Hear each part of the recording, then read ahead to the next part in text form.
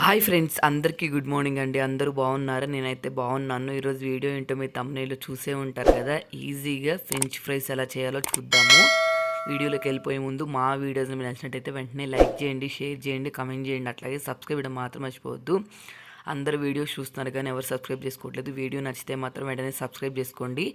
అట్లాగే మీ ఫ్రెండ్స్కి, family members కూడా షేర్ చేయండి. ఫస్ట్ నేనైతే 1 kg పొటాటో అయితే తీసుకున్నాను. ఇవైతే స్టార్చ్ ఉన్నవే. మనం ఫ్రెంచ్ ఫ్రైస్ చేయటానికి స్టార్చ్ లేనివి కూడా దొరుకుతాయి. నాకు అవి దొరకలేదు, అందుకని చెప్పి ఇవి స్టార్చ్ ఉన్నాయి తీసుకున్నాను. ఎక్కువ ఈ బంగాళదుంపే మనకు దొరుకుతుంది కదా, వీటితోనే చాలా ఈజీగా ఫ్రెంచ్ ఫ్రైస్ ఎలా చేయాలో చూద్దాము. ఫస్ట్ బంగాళదుంపలు అన్నీ పీల్ ఆఫ్ చేసేసుకోవాలి. ఇలా పీల్ తీసేసుకొని నీట్గా వాష్ చేసుకొని పక్కన పెట్టేసుకోవాలి.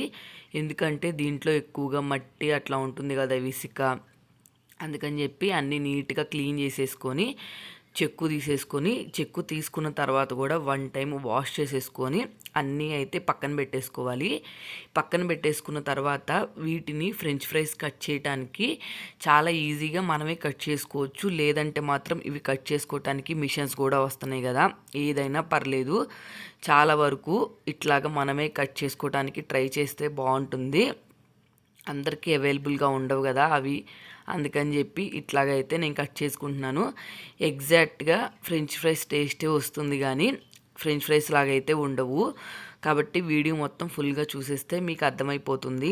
కాబట్టి ఒక్కసారి ఫుల్గా వీడియో చూసేయండి. ఇట్లాగా వీటన్నిటిని ఫ్రెంచ్ ఫ్రైస్ లాగా సన్నగా అయితే కట్ చేసుకున్నాను. ఇవన్నీ కేజీ బంగాళదుంపలు కదా, ఇవన్నీ కట్ చేయడానికి నాకు ఒక 1/2 అవర్ టైం అయితే పట్టింది. ఎందుకంటే అన్నీ చాలా చిన్నగా జాగ్రత్తగా కట్ చేయాలి కదా, అందుకని చెప్పి.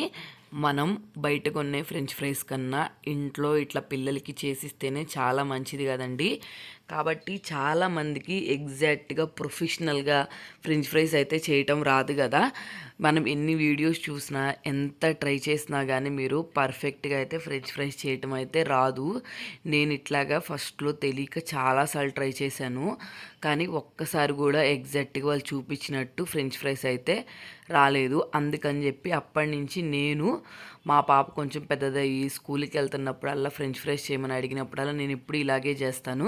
చూసారు కదా, వీటన్నిటిని ఇట్లాగా పీసెస్ లాగా అయితే కట్ చేసుకున్నాను. అచ్చం మన ఫ్రెంచ్ ఫ్రైస్ మిషన్తో కట్ చేసినట్టే వచ్చినాయి కదండి. కొంచెం టైం కేటాయించామంటే మాత్రం నీట్గా ఇట్లా అయితే కట్ అయిపోతాయి.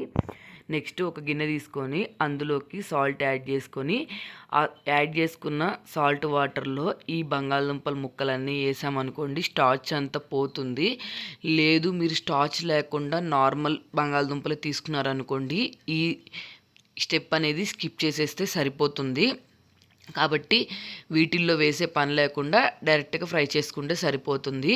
దీంట్లో స్టార్చ్ ఎక్కువగా ఉంటుంది కదా, కాబట్టి సాల్ట్ వాటర్లో అయితే యాడ్ చేసుకొని జస్ట్ నీట్గా వాష్ చేసి ఒక 10 టైమ్స్ లోపలికి బయటికి మొత్తం క్లీన్ చేసేసి ఇవన్నీ పక్కన పెట్టేసేసుకోవాలి. ఇట్లాగా చేయటం వల్ల కొంచెం పొటాటోలో ఉన్న స్టార్చ్ అంతా సపరేట్ అయిపోతుంది. చూసారు కదా వాటర్ కలర్ ఎలా చేంజ్ అయినాయో. ఇప్పుడు ఇవన్నీ ఒక కాటన్ క్లాత్ కానీ, లేకపోతే ఒక కండవా కానీ, ఏదైనా బన్నీ క్లాత్ కానీ ఉంటాయి కదా వాటర్ పీల్చుకునేవి, అట్లాంటి దాని మీద అయితే వేసి వీటన్నిటిని ఆరబెట్టాలి. ఇవన్నీ పూర్తిగా ఆరిపోవాలి, తడేమి లేకుండా. అప్పుడు వరకు అయితే ఆరబెట్టుకోవాలి. ఫ్యాన్ కింద కానీ లేకపోతే రూమ్ టెంపరేచర్లో నార్మల్గా ఆరబెట్టుకోవాలి. ఎండలో అట్లాగా ఆరబెట్టకూడదు. కాబట్టి ఇట్లాగా ఆరిపోయేంత వరకు ఉంచుకోవాలి. నేనైతే ఫస్ట్లో ఎన్నిసార్లు ట్రై చేసేదాన్నో, ఇది అస్సలు వచ్చేవి కాదు. బయట డబ్బులు పెట్టి ఎక్కువగా వదిలిచ్చి కొనుక్కునే వాళ్ళము. ఆ బయట కొన్న ఏమో కెమికల్స్ వల్ల ఏమో ఆయిల్ అయితే ఫుల్గా పీల్చేసేది. అసలు తినటానికి కూడా టేస్ట్ కూడా అనిపించేవి కాదు, అలా ఉండేవి.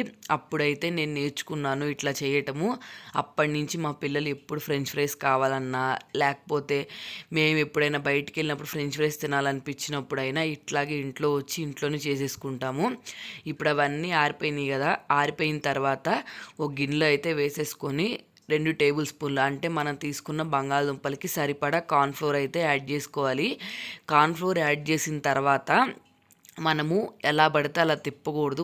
పైన మనం తీసుకున్న ఈ ఫ్రెంచ్ ఫ్రైస్కి కోట్ అయ్యేటట్టు, అంటే పైన పొడి అయ్యేటట్టు మాత్రమే కలుపుకోవాలి జాగ్రత్తగా.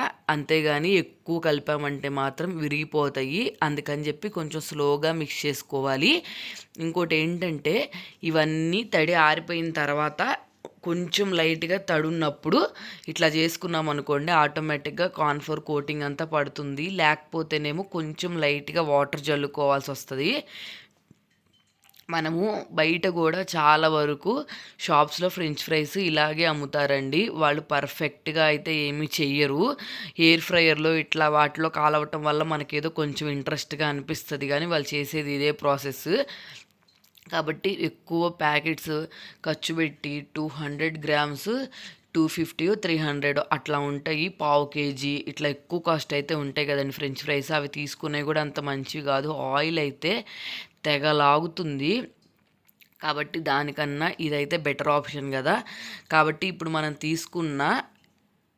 మిక్స్ చేసుకున్నాం కదా, అవన్నీ తీసుకెళ్ళి జస్ట్ ఒక 1 అవర్ కానీ 2 అవర్స్ కానీ టైం ఉంటే ఫ్రిడ్జ్లో పెట్టుకోండి.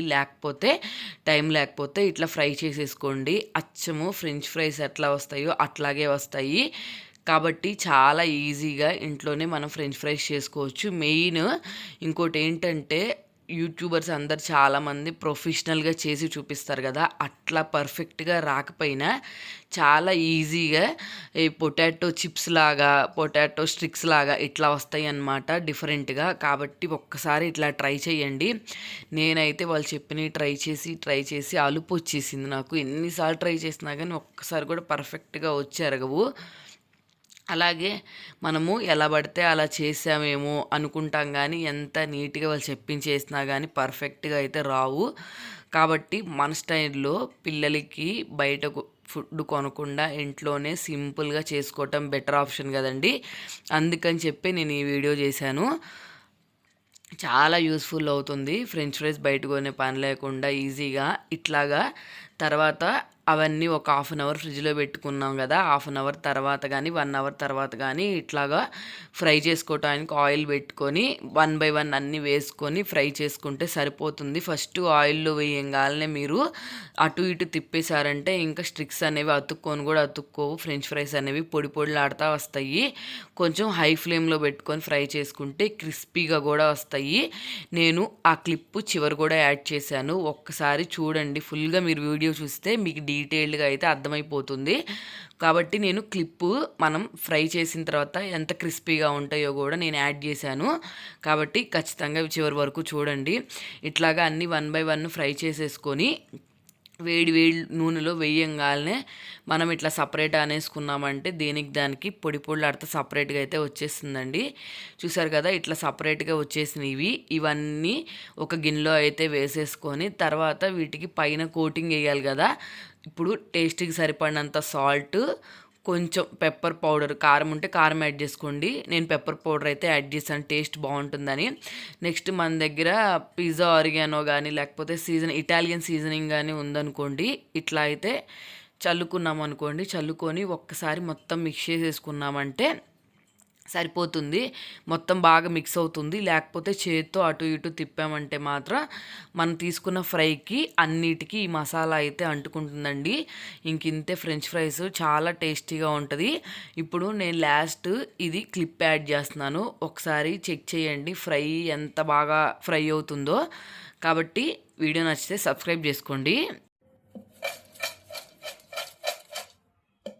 చూసారు కదా ఎంత బాగా సౌండ్ వస్తుందో. వీడియో నచ్చితే మాత్రం వెంటనే సబ్స్క్రైబ్ చేసుకోండి. అలాగే మా వీడియోస్ నచ్చితే లైక్ చేయండి, షేర్ చేయండి, కమెంట్ చేయండి, ఫ్రెండ్స్కి కూడా షేర్ చేయండి.